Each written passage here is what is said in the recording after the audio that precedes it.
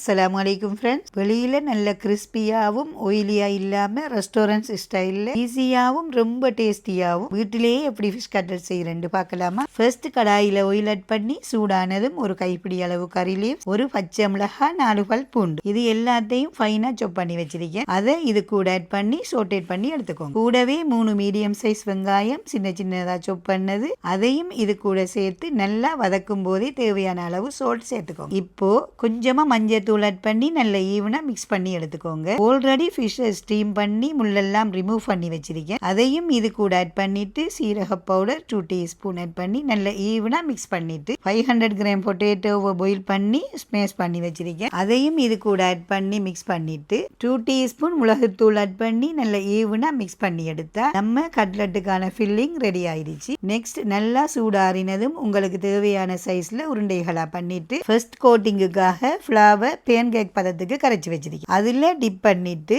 அதை bread கிரம்ஸில் add பண்ணி நல்லா கையாலே பிடிச்சி எடுத்துக்கோங்க. இதுக்கு டபுள் கோட்டிங் பண்ணணும், அப்பதான் மேலே கிறிஸ்பியாக இருக்கு. ஆல்ரெடி பண்ணின மாதிரி எகைன் போட்டு எடுத்துக்கோங்க. இது போலயே எல்லாத்தையும் பண்ணி எடுத்துக்கோங்க. இப்போ ஆயில் ஆட் பண்ணி சூடானதும் மீடியம் ஃப்ளேமில் வச்சு ஃப்ரை பண்ணி எடுத்தா நம்மளோட கிறிஸ்பியான டேஸ்டியான கட்லட் ரெடி.